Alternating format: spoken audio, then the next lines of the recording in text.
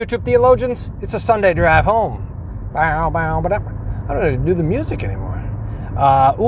Today, third Sunday in Easter, second Sunday after Easter, first Sunday after the first Sunday after Easter. It's the Road to Emmaus Day in the 3-year lectionary. I don't know. So we got to hear about this glorious Luke chapter 24. What a fantastic text. Here's Cleopas and someone else going to Emmaus. And Jesus walks with them and talks and opens the scripture, and their hearts are burning within them as he opened up the scriptures. But remember what? Here they are all mopey. What's wrong? Why are you guys so mopey? Jesus says, and they said, we had hoped. Now, let me give you, can I hazard a definition of hope? I've been thinking a lot about hope. We're doing hope for the worldwide Bible class on Tuesday mornings, which you should join if you can someday. It is so much fun sitting there. I mean, maybe it's fun for me. You guys are taking naps, but I love it. And we're talking about the theme of hope and trying to reflect on hope. So here, how about this for a definition of hope? Hope is the story that we tell ourselves about our future. You're going to let me get away with it? So you've written a story for your future, and if it's a good story, then that's hope. And if it's a bad story, it's despair. But it's the story, it has to do with this good story that we tell about our future.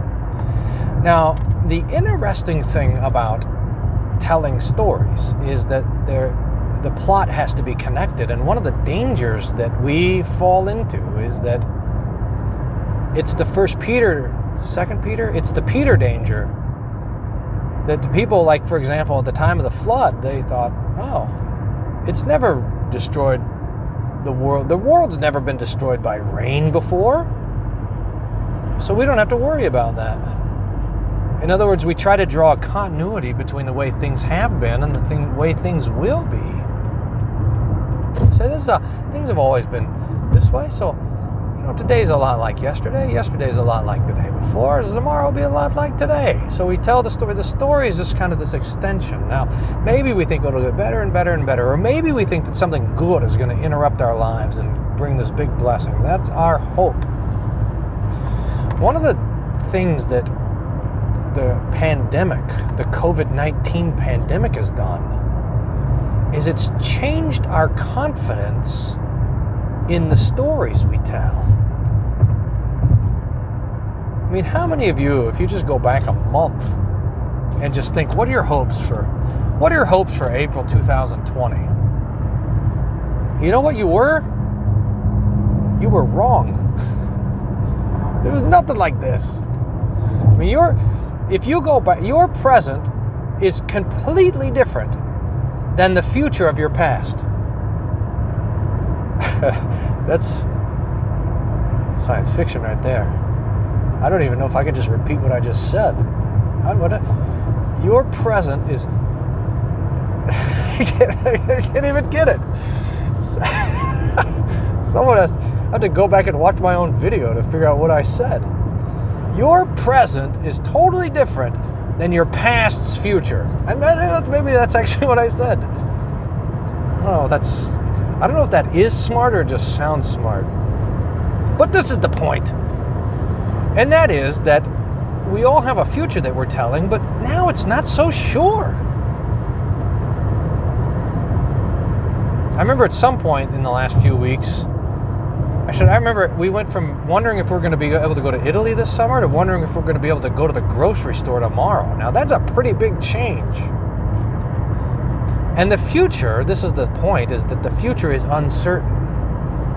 If we're just writing our own future, boy, oh boy, there's so much uncertainty to it, so that our hope is always hope, wish, maybe have an expectation, but it's fettered with all these great conditions. It's probably not going to happen. But then Jesus comes along and he says, I'm going to write your future. He says, I'm going to tell you how things are going to go. one of two possibilities. He says either you die, and then you're with me, waiting for the resurrection, when we'll come back down and grab up your body and live forever, or you'll be alive when I come back, and you'll be changed in a twinkling of an eye and entered into the resurrection. You're going to live forever, says Jesus, with me in your body, perfected, free from death and sin. That's what Jesus says about your future, those who believe in him.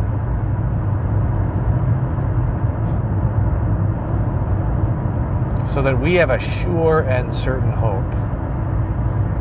It's not flimsy.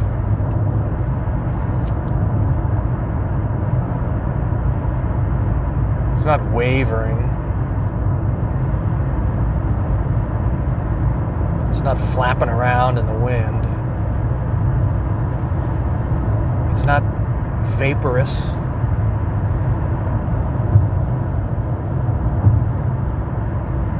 It's sure. It's as sure as the grave of Jesus is empty.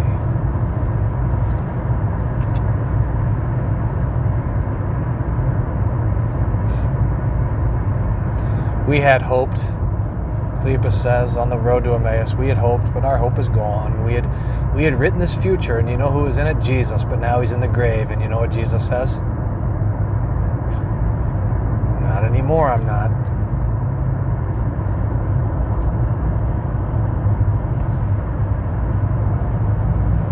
Jesus is your future. Jesus is your hope. God be praised. That's Sunday Drive Home.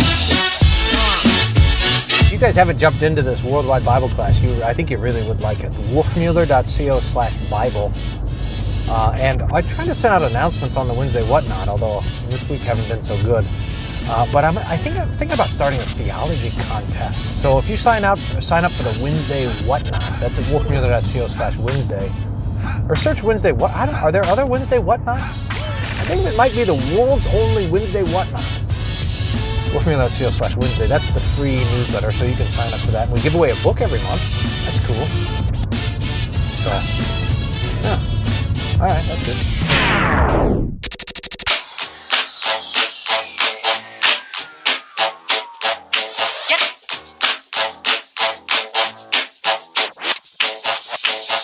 Get to making with jive, boy. Say shout.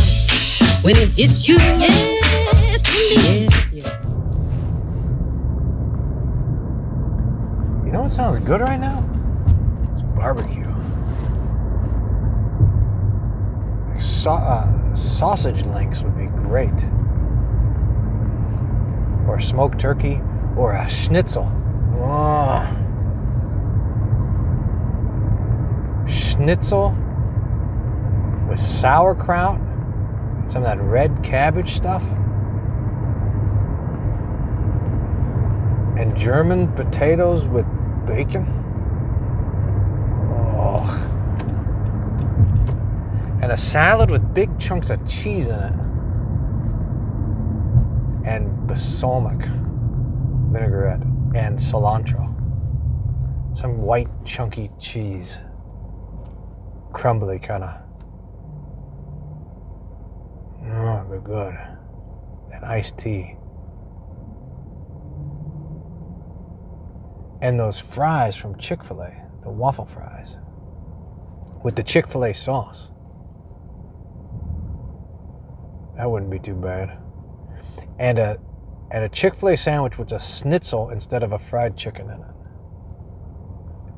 And no pickle. Bread and butter pickles. And a sturdier bun. Like a ciabatta roll. A Chick-fil-A sandwich with a ciabatta roll, bread and butter pickles, Chick-fil-A sauce, and a schnitzel.